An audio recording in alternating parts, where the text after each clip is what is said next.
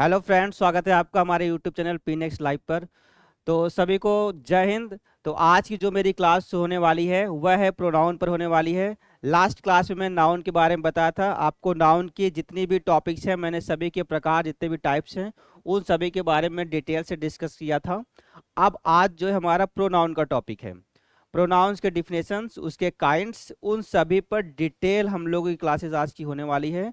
तो आप सभी लोग आराम से बिल्कुल क्लास को वॉच करिएगा। जो भी डाउट्स वगैरह रहेगा मैं लास्ट में क्लियर कर दूंगा सभी के डाउट्स। और आशा करता हूं आप लोगों को आज की क्लास के बाद से प्रोनाउन को पहचानने में कोई भी इश्यूज नहीं होने चाहिए। जो मेरी आगे की क्लास होने वाली है 45 मिनट 50 मिनट जो भी मेरी क्लास चलेगी, उस क्लास के दौरान मैं आपको प्रोनाउन को बिल्कुल डिटेल में समझाने वाला हूं। उसके जितने भी टाइप्स हैं उन टाइप्स को क्लियर करूंगा आपके माइंड्स में कि आपको दोबारा कभी उसके टाइप्स को पहचानने में या प्रोनाउन पहचानने में कोई भी डाउट्स ना हो। ठीक है। हम्म। तो सबसे पहले हम लोग डिफिनेशन पर चर्चा करेंगे प्रोनाउन के। जो उसका डिफिनेशन है वह क्या होता है। सॉरी, ये कहाँ से चला गया। देखो, जो प्रोनाउन होता है, pronoun is a word which is used in place of a noun. ये सबसे सिंपल सी परिभाषा है प्रोनाउन की। प्रोनाउन उसे कहते हैं जो कि नाउन के प्लेस पर यूज होता है। ठीक है। अगर क्वेश्चंस आपके माइंड में आता है कि जो प्रोनाउन है वह क्यों पढ़ा जाए, तो उसका जवाब इस सेंटेंस के थ्रू मिल जाएगा आपको। इस सेंटेंस में मैं आपको ये चीजें बता रहा हूँ कि किस प्रकार से आप जो है प्रोनाउन को पहचान पहचान पाएंगे उसको। ठीक है। मतलब उसकी नीड क्यों पड़ती है प्रोनाउन की। यूजुअली क्या होता है कि नाउन पढ़ने से क्या हमारा काम हो सकता है, तो देखा जाएगा तो हो सकता है क्योंकि किसी का अगर हम नाम बोल रहे हैं तो सिंपल सी बात है, नाम बोलने में तो उस व्यक्ति के बारे में चर्चा हो ही जा रही है। लेकिन कुछ केसेस ऐसे भी हैं जहाँ पे आपको बार बार नाम बोलने से आपके सेंटेंस पर वो असर करता है। उस असर को, उस रिपीटेशंस को, उस पुनरावृत्ति को रोकने के लिए प्रोनाउन की नीड होती है। क्लियर है।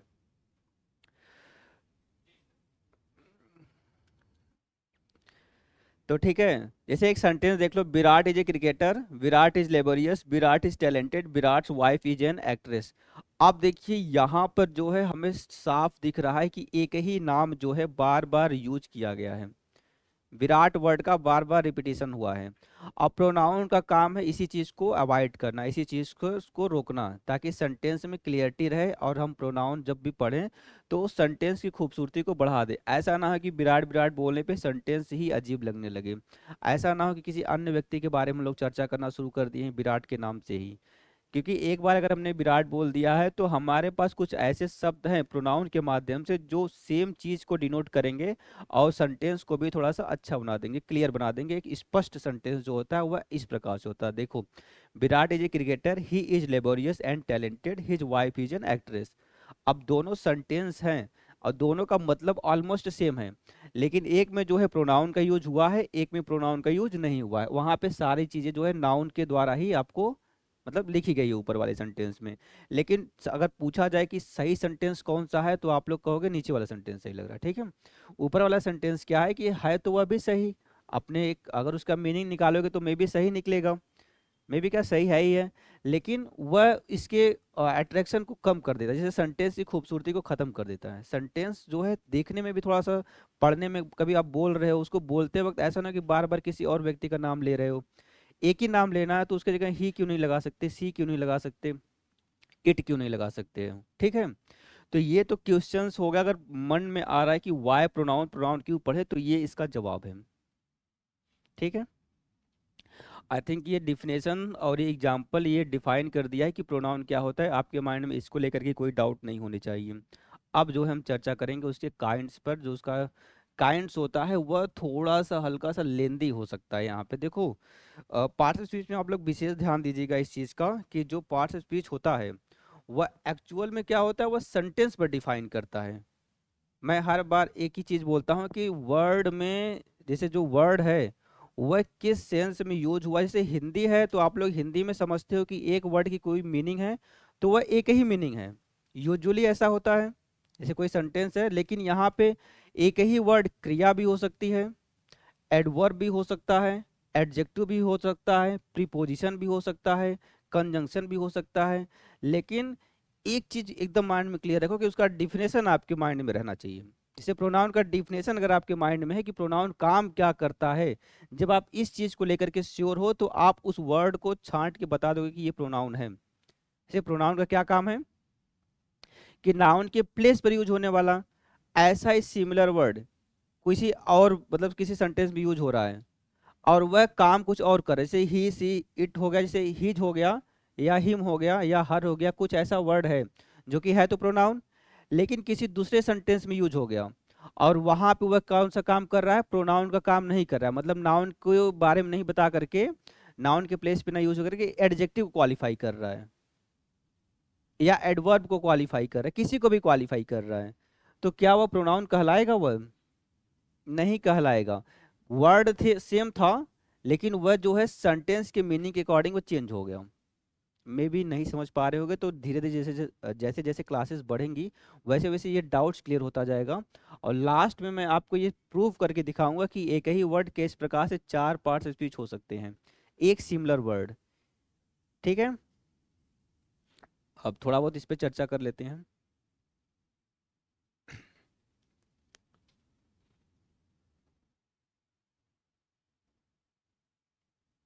ये कहाँ पहुंच गया? क्लीन।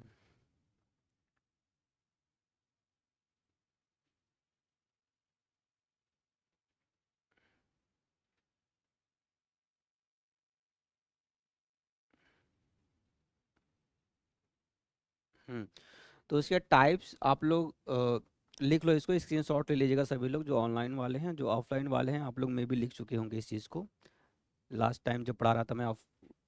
तो पर्सनल प्रोनाउन है पहला। देखो थोड़ा थोड़ा सा डिटेल बता दूंगा इस टॉपिक में ताकि आपको पढ़ते हुए ज़्यादा मतलब सरलता फील हो, आपको ऐसा लगे कि हाँ एक बार हम इसको समझ सकते हैं कि क्या होता है। पर्सनल का मतलब होता है पुरुषवाचक सर्वनाम। इसमें आ जाता है आपका फर्स्ट पर्सन, सेकेंड पर्सन और थर्ड पर्सन। ठीक है, और आपका क्या आ जाता है इसमें? पजेसिव प्रोनाउन, पजेसिव एडजेक्टिव, और ये होते कितने हैं टोटल? सात, 7 टाइप्स होते हैं इसके। I, we, you, he, she, it, they. ठीक है, इन सभी की मीनिंग क्लियर है माइंड में?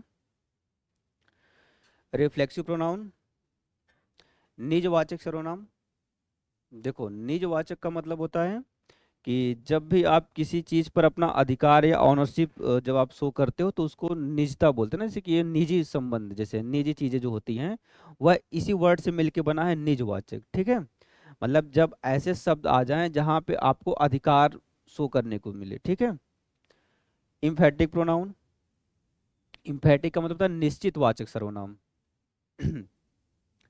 निश्चित का मतलब जब हम लोग किसी चीज को, जैसे एक तो होता है अधिकार दिखाना, एक अधिकार ऐसे दिखा रहे हैं कि वो मेरा ही है, मतलब वहां पे हमने निश्चित कर दिया, मतलब सेंटेंस पर इतना जोर दे दिया कि वह जो शब्द था, जो जैसे जो अदर वर्ड जिस पर जोर दिया जा रहा था उसको इतना जोर दिया कि वह मेरा ही है, उसके अलावा किसी का नहीं है।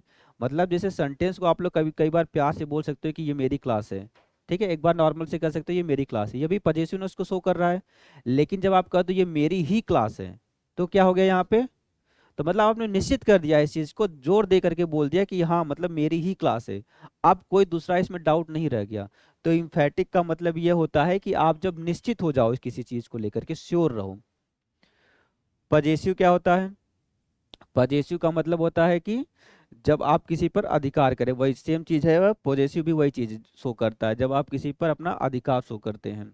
डिमोन्स्ट्रेटिव जो है संकेतवाचक होता है, जो संकेत को शो कर दे, जैसे कि कोई चीज को इंडिकेट करे, दिस दैट दिस दोज, ये सारे वर्ड्स ऐसे हैं जो हमें बताते हैं कि अगर कोई वस्तु है वह कहाँ पर है तो बोलेंगे दिस इज ए, मतलब दिस इज ए क्लास, यह एक क्लास है। ठीक है, तो दिस वर्ड यहाँ पे क्या काम कर दिया? इंडिकेट कर दिया। इंडिकेट किया कि कोई चीज है वह कहाँ पर है। ठीक है, दिस दैट दिस दो, जो ये चारों वर्ड्स होते हैं और सच भी इसमें आता है, ये जो चारों पांचों वर्ड्स होते हैं ये इंडिकेट करने का काम करते हैं। इंट्रोगेटिव प्रोनाउन, ये प्रश्नवाचक सर्वनाम होता है जो प्रश्न पूछने का काम करता है। रिलेटिव, जो संबंध बताने का काम करता है। इंडिफिनिट, जो अनिश्चयवाचक होता है, मतलब जिसमें फिक्स ना हो, प्रोनाउन आप बोल तो रहे हो लेकिन फिक्स, जैसे ऑल अगर बोल रहे हो आप ऑल, तो ऑल में आपने किसी फिक्स को बोला मतलब सबको बोल दिया। वन बोल रहे हो, वन मतलब एक, तो वन भी है प्रोनाउन है लेकिन आपने किसी व्यक्ति को नहीं बोल करके वन बोल दिया जो कि अनिश्चित है, मतलब फिक्स नहीं है। डिस्ट्रीब्यूटिव का मतलब होता है वितरक वाचक, जो मतलब एक से अधिक के बारे में बात हो। जैसे ईच वर्ड होगा, जैसे कि प्रत्येक, और ऑल भी इसी में भी आ जाएगा, डिस्ट्रीब्यूटिव में भी ऑल भी आता है। मतलब सेम वर्ड है जो अलग अलग भी यूज हो सकते हैं। और रेसिप्रोकल का मतलब होता है पारस्परिकता वाचक। पारस्परिकता वाचक का मतलब होता है, थोड़ा ज़्यादा हिंदी में दे दिया गया है। जैसे ये भी परस्पर एक दूसरे पर डिपेंड रहते हैं, मतलब एक दूसरे से संबंधी बताते हैं, लेकिन डिपेंड हो के एक दूसरे से बताते हैं, ठीक है। हाँ, तो ये सब चीज़ों का मैं बाई डिफिनेशन और एग्जाम्पल जब बताऊंगा, तो ये अभी थोड़ा सा बस हल्का सा बता दिया आपको। अब जब मैं डिफिनेशन और चीज़ें एग्जाम्पल देके समझाऊंगा तो आपको पूरा क्लियर हो जाएगा आपके माइंड में कि ये क्या होता है एक्चुअल में। क्लियर है? अब एक एक टॉपिक पर बढ़ेंगे धीरे धीरे ऐसे करके, तो आपको समझ में आता जाएगा कि क्या चीज़ें मतलब बताई जा रही हैं। पर्सनल प्रोनाउन सबसे पहले। एक चीज़ और बता देना चाह रहा हूँ कि ये जो बेस आपका बन रहा है, ये जो आप पार्ट स्पीच पढ़ रहे हो, ये आपको कई मायने में हेल्प करने वाला है, तो बहुत ही सीरियसली आप लोग होकर के इसको पढ़िएगा। कई एग्जाम्स में इसका बहुत इंपॉर्टेंट रोल है और इसमें वेटेज बहुत होता है। जैसे इसका एग्जाम्स में 5 नंबर 10 नंबर आपको नॉर्मल से पार्ट स्पीच अगर आपने पढ़ रखा है तो वहाँ से क्वेश्चंस फंसते हैं, सीधे सीधे फंसते हैं। चाहे वह प्रीपोजिशन टॉपिक हो गया, चाहे नाउन हो गया, चाहे प्रोनाउन हो गया, चाहे कोई भी हो गया। देखो पर्सनल प्रोनाउन क्या होता है। Pronouns which are used in places of names of persons or things are called personal pronoun। वह प्रोनाउन जो किसी व्यक्ति या वस्तु के लिए प्रयोग किया जाता है, किसी व्यक्ति या वस्तु के लिए। अब यहाँ पे देखो व्यक्ति हो गया या वस्तु हो गया के लिए प्रयोग किया जाता है, तो उसी को हम लोग पर्सनल प्रोनाउन कहते हैं। और ये संख्या में कितने होते हैं? 7। देखो I we you he she it they, ठीक है। अगर आपको डाउट हो तो काउंट कर लो, 1 2 3 4 5 6 7। क्यों? नेम आपका नाउन में आता है, ये चीज़ मैं आपको बताऊँ ना, नेम यहाँ पर आपका प्रोनाउन में नहीं, ईटीसी नहीं रहेगा यहाँ पे नेम। ईटीसी देखो इसलिए यूज किया जाता है जैसे कि इसके और फॉर्म्स भी होते हैं, मतलब और भी हो, जैसे कि ऑब्जेक्टिव फॉर्म हो सकता है इसका, तो ही का हिम हो जाएगा, आई का मी हो जाएगा। और पजेसिव एडजेक्टिव पजेसिव प्रोनाउन होता है, अभी जस्ट इसके बारे में डिस्कस करेंगे। तो माई हो जाएगा और माइन हो जाएगा, ठीक है। इस वजह से यहाँ पे ईटीसी का जिक्र हुआ है, इस वजह से आप लोग ईटीसी को चाहे काट दो चाहे उसको कंसीडर कर लो उसी में, ठीक है। इन सब की मीनिंग अगर देखा जाए तो आई का मीनिंग मैं होता है।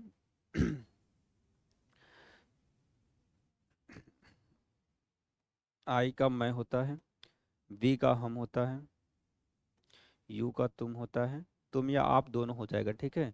ही का वह होता है जो कि एम, ठीक है। सी का जो होता है, एम का मतलब मेल, सी का मतलब जो होता है वह होता है जो कि एफ, ठीक है। और इट का मतलब यह होता है जो कि लिविंग नॉन लिविंग दोनों होता है। यूजुअली जो पढ़ाया जाता था पहले कि यह नॉन लिविंग के लिए यूज होता है, ऐसा नहीं है, ठीक है, एक्सेप्शन भी है इसमें। दे का मतलब वे होता है, ठीक है। और इसमें ये भी देख लो कौन सा सिंगुलर होता है कौन सा प्लूरल होता है। आई वी यू दे ये क्या होते हैं? प्लूरल होते हैं।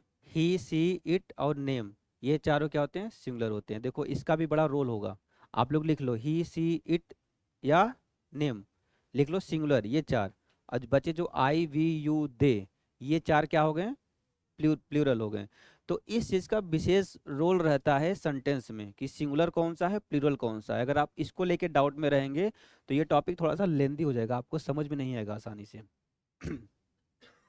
आपको अगर सबका मीनिंग और सबका ये पता है सिंगुलर है कि प्लूरल है, उसका नंबर पता है, और आपको जेंडर पता है कि कौन सा मेल के लिए होता है कौन सा फीमेल के लिए होता है, तो चीज़ें ज़्यादा आसान हो जाएंगी आपके लिए।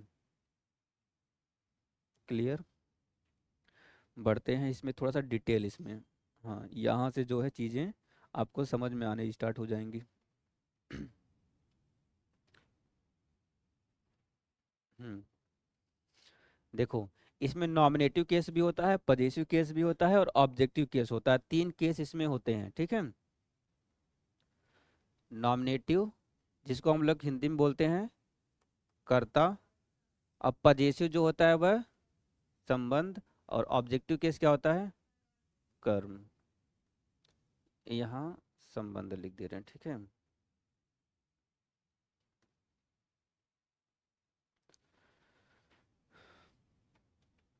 नॉमिनेटिव केस, पजेसिव केस और ऑब्जेक्टिव केस। बस ऊपर की लाइन पहले एक बार समझ लीजिए कि क्या लिखा हुआ है, उसके बाद हम नीचे आते धीरे धीरे, ठीक है।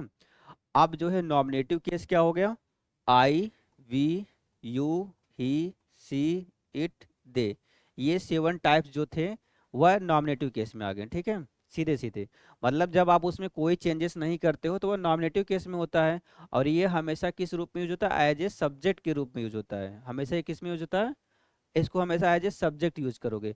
जब इसका ऑब्जेक्ट बनाओगे तो लास्ट वाला आ जाएगा तुरंत, ठीक है। जब इसका ऑब्जेक्ट बनाओगे आप लोग, मतलब अगर जैसे एस प्लस भी प्लस ओ जो मैं बताया हूँ आपको, एस प्लस भी प्लस ओ, ये वाला जो है हमेशा नॉमिनेटिव केस होता है। और ये ऑब्जेक्ट जो होता है हमेशा ये होता है me, us, you, him, her, it, them. अब जैसे देखो यू, इसमें कोई चेंजेस नहीं है, यू वहां पे भी वही था। तो यू को आप लोग इस प्रकार से करेंगे कि आप दोनों जगह पे डिपेंड करता है कि किस सेंस में आपने यूज किया, इस चीज को आपको पहचानना होगा, क्योंकि इस वर्ड सेम है लेकिन यूजेस के अकॉर्डिंग वो डिफरेंट हो गए हैं। तो एक जगह सब्जेक्ट बन गया, एक जगह ऑब्जेक्ट बन गया।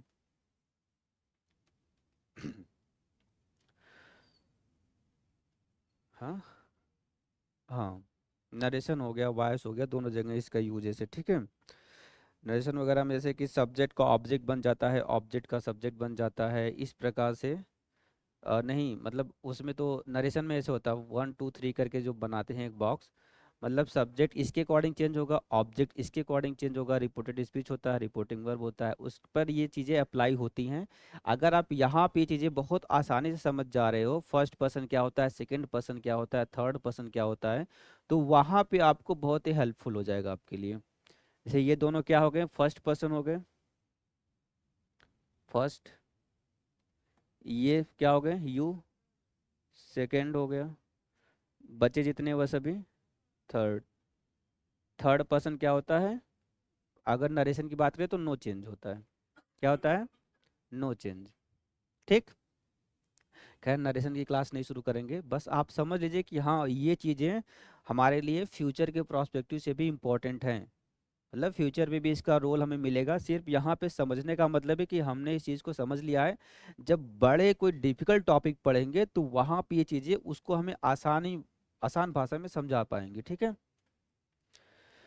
और सबकी मीनिंग में बता दिया हूँ। अब पजेसिव एडजेक्टिव और पजेसिव प्रोनाउन क्या होता है, इन दोनों के बारे में डिस्कस करेंगे, ठीक है। देखो क्या होता है कि कई बार सेंटेंस में हमें पहचानना पड़ता है कि वह जो वर्ड है वह क्या है, प्रोनाउन में भी क्या है। जैसे अगर पूछा जा रहा है कि एक सेंटेंस है, इसमें सभी वर्ड को आप डिफाइन करो, अलग अलग उसका सभी का नाम लिख दो। तो नाम लिखने के लिए आपको पहचानना होगा कि कौन सा वर्ड है ये, मतलब ये उस सेंटेंस में क्या काम कर रहा है। जब आपको पता होगा कि ये क्या काम कर रहा है तभी आप उसको पहचान पाओगे ये कौन सा वर्ड है। जैसे किसी का नाम है तो आप समझ जाओगे कि ये नाउन है, मतलब किसी का नेम लिया जा रहा है।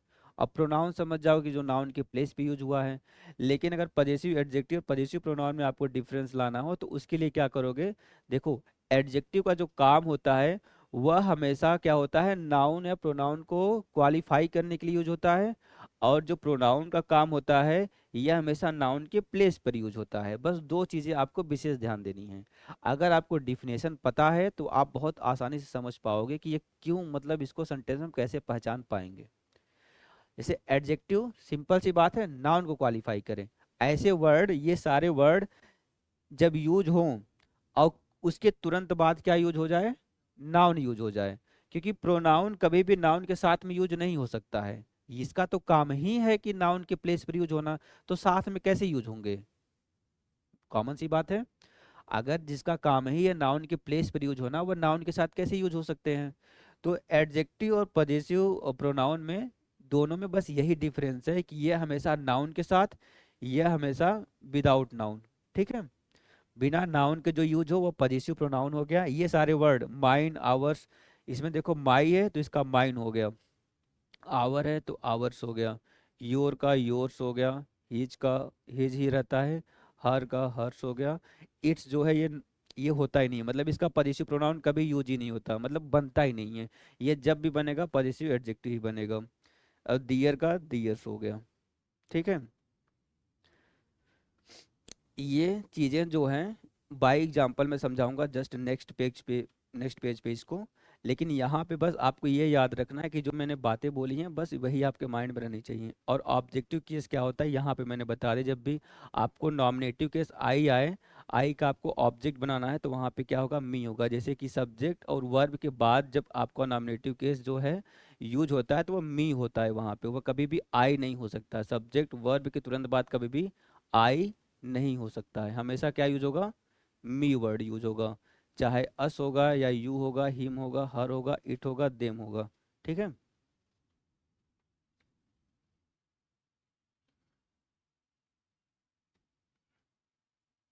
ये क्लियर यहाँ पे। अब बाई एग्जांपल आप लोग समझ लो, पजेसिव एडजेक्टिव पजेसिव प्रोनाउन में थोड़ा सा डिफरेंस।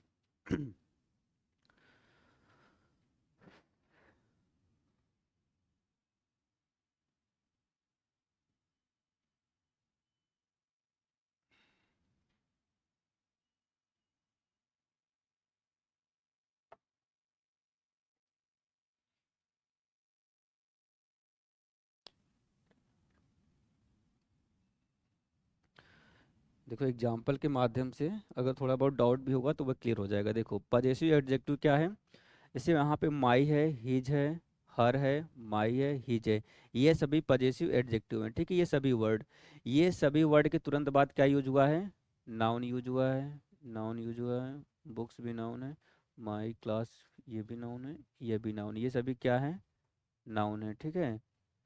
और इसके तुरंत बाद देखिए क्या होगा, पजेसिव प्रोनाउन क्या होता है, हिज के बाद कुछ भी नहीं है, हर के बाद भी कुछ भी नहीं है, माइन के बाद भी कुछ नहीं है, योर्स के बाद भी कुछ नहीं है, हिज के बाद भी कुछ नहीं है। एक भी नाउन यहाँ पर आपको इस सेंटेंस में नहीं दिखने को मिला। लेकिन हाँ, जैसे सेंटेंस होगा दिस इज हिज कार और दिस कार इज हिज, मतलब आपके कहने का तरीका क्या है ये काफ़ी हद तक डिपेंड करता है कि आप किस चीज़ को डिनोट कर रहे हो। वर्ड जो है देखो ऑलमोस्ट सेम है ना, मीनिंग लगभग लगभग सेम निकल रही होगी। दिस इज हिज कार, ये उसकी कार है, और दिस कार इज हिज, यह क्या है, यह भी उसी की कार है। मतलब यह भी दोनों, मतलब मीनिंग क्या निकला कि एक कार है जो किसी व्यक्ति की है, उसकी है। कहने का तरीका बस जैसे ही आपने बदला वैसे ही सेंटेंस क्या, देखो जो वर्ड का मीनिंग का मतलब जो पार्टिसिपेशन तुरंत चेंज हो गया। एक को हमने नाउन लगा के डिफाइन कर दिया, एक को जो है सीधे सीधे बता दे कि उसकी कार है। अब देखो एडजेक्टिव का जो काम होता है वो नाउन को क्वालिफाई करता है। कार किसकी है, कार किसकी है, हिज, उसकी है। ठीक है, कार के बारे में बता, मतलब नाउन के बारे में बात कर रहा है। अब यहाँ पे दिस कार इज हिज, यह जो हिज हुआ है, यहाँ पे ये कार जो है ये दिस का हिज से मतलब रिलेशन हो गया इसका, मतलब यह जो है उसका है, इस प्रकार से हो गया। कार को जो है आपको सब्जेक्ट बना दिया गया, यहाँ पे ऑब्जेक्ट नहीं बनाया गया है। इस प्रकार से सारे वर्ड आपको जब भी आ जाएंगे तो आप लोग समझ लीजिएगा कि ये पॉजेसिव प्रोनाउन है, ये पॉजेसिव एडजेक्टिव है। तुरंत बाद अगर नाउन आ रहा है तो एडजेक्टिव में, अगर नाउन नहीं आ रहा है तो वह क्या आ गया, प्रोनाउन में। अगर कोई क्वेरीज है तो नोट करते जाओ, यहाँ पे अगर डाउट हो रहा है कि नहीं सर ये कैसे यहाँ पे ये ऐसे आप बता दे रहे हो इसको, तो इसको नोट कर लो। लेकिन आई थिंक बहुत आसान भाषा में समझ में मतलब समझ जाना चाहिए आप लोगों को कि नाउन के साथ यूज हो रहा है कि नाउन के बिना यूज हो रहा है, बस इतना ही तो माइंड में रखना है, कुछ अलग से तो नहीं रखना है माइंड में।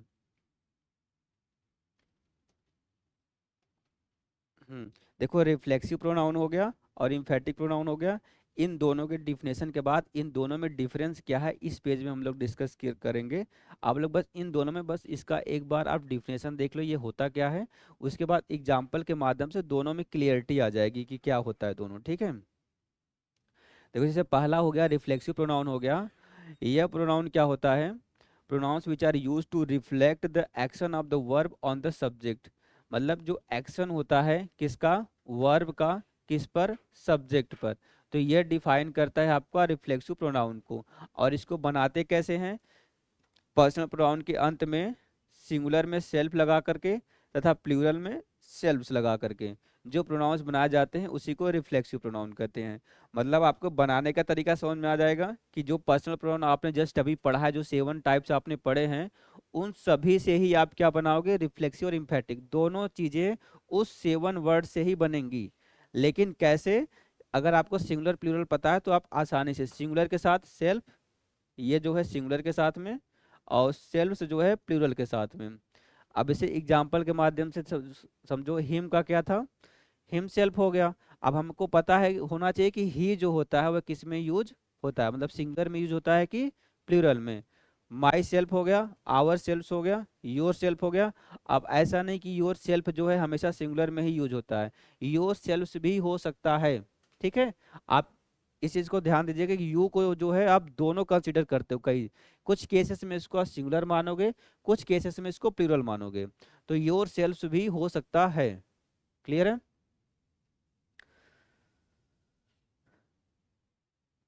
बहुत जल्दी जल्दी बता दे रहा हूँ क्या? अच्छा ठीक है, समझ में आ रहा है।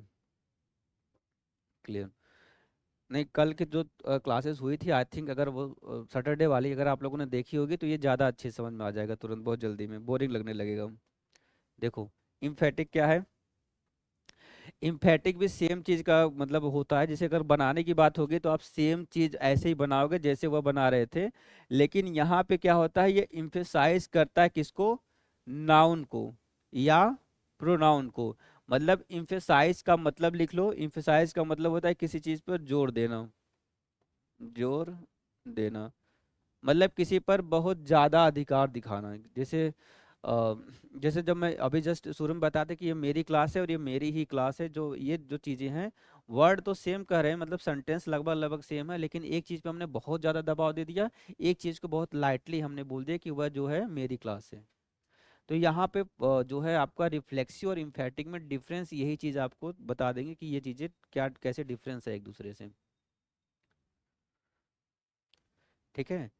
Emphatic pronouns are pronoun used for the sake of the emphasize on noun or pronoun। Emphatic pronoun noun या pronoun पर जोर देने के लिए प्रयोग किया जाता है। ये इसका साधारण भाषा में इसका डिफिनेशन हो गया।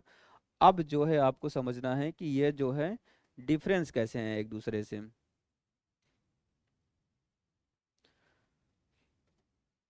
देखो, अगर बात रिफ्लेक्सिव प्रोनाउन की करें तो डिफिनेशन जो आपने जस्ट देखा है उसको देखो। He killed himself, he killed himself, you spoiled yourself, we enjoyed ourselves, they talked themselves। ठीक है। अब सेम चीज, यही सारे वर्ड्स जो यूज हुए हैं, ये himself, yourself, ourself, themself, यहाँ पे भी सेम यूज हुए हैं, लेकिन देखो किस सेंस में यूज हुए हैं, दोनों में क्या डिफरेंस आपको नजर आ रहा है। इसका स्क्रीनशॉट आप लोग ले लीजिएगा। हम्म। ठीक है, अच्छी बात है। अब आप लोग इसको डिफिनेशन जो है उस डिफिनेशन से मैच करके देखो। जैसे पहला डिफिनेशन आपने क्या पढ़ा था? जैसे अगर आप रिफ्लेक्सिव की बात करें तो रिफ्लेक्सिव ने क्या कह रहा था कि जो एक्शन है, रिफ्लेक्ट द एक्शन किस पर? एक्शन है of the verb on the subject. जो एक्शन होता है, जो क्रिया होती है, जो वर्ब होता है, किस पर? सब्जेक्ट पर सीधे क्या करता है? असर करता है। Pronouns which are use to reflect the action, action को रिफ्लेक्ट करता है of the verb on the subject. अब क्या इस चीज को ये फॉलो कर रहा है? चेंज। देखो, ही किल्ड हिमसेल्फ।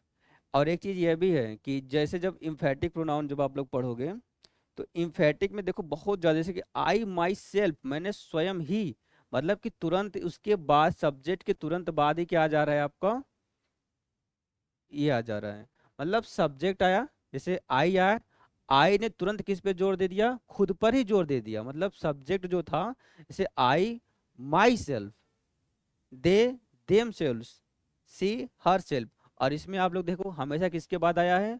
वर्ब के बाद। स्पॉइल्ड, इंजॉयड, टाग्ड, मतलब हमेशा एक बेसिक सी चीज है, जैसे ये वर्ब के बाद आती है जो रिफ्लेक्सिव प्रोनाउन होती है, और जो इम्फेटिक प्रोनाउन है ये हमेशा जो है तुरंत क्या है, नाउन या प्रोनाउन के बाद तुरंत आ जाती है। ठीक है, मतलब प्रोनाउन के तुरंत बाद जब आ जाए तो समझ लो कि इम्फेटिक है। और जब ये एस एस प्लस भी प्लस इसके बाद जब आपका यहाँ पर आ जाए तो ये सभी क्या होते हैं? रिफ्लेक्सिव में आ जाते हैं। और ये सभी किस में आ जाएंगे? इम्फेटिक में आएंगे।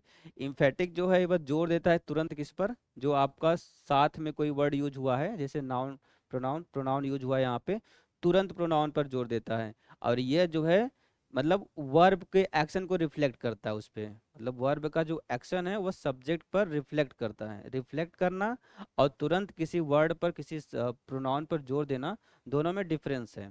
और दोनों का मतलब क्या होता है?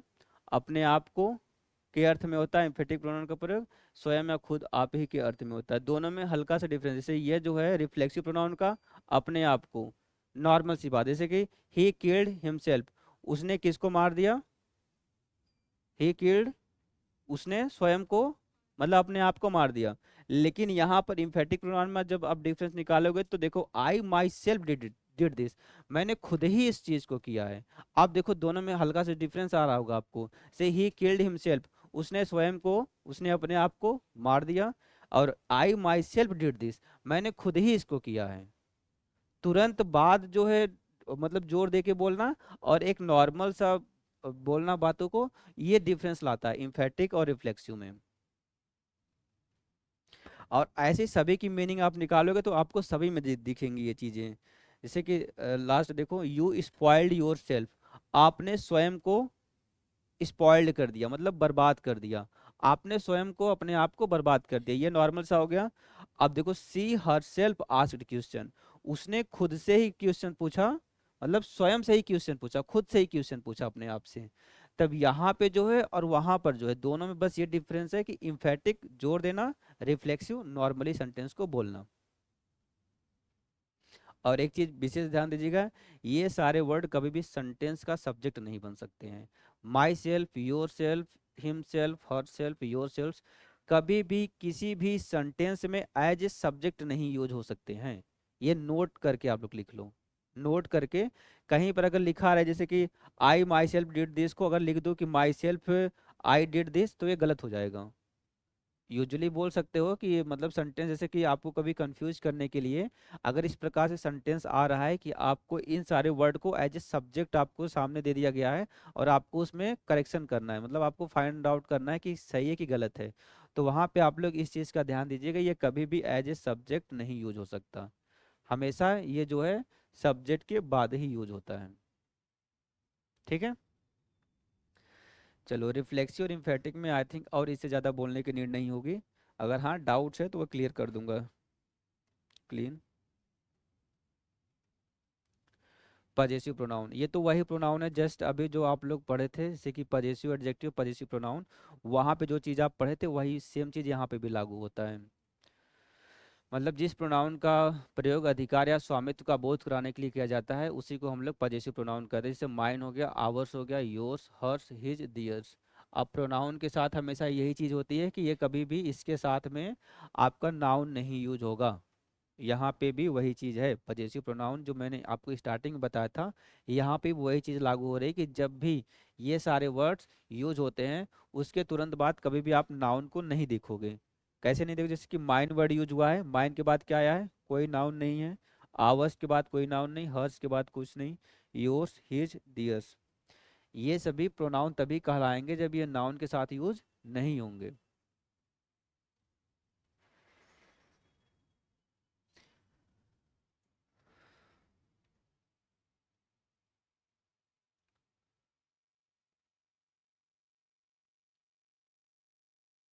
चलो, पजेसिव प्रोनाउन पे ही स्टॉप करते हैं। अगर आपको कुछ डाउट्स है तो पूछिएगा आप लोग।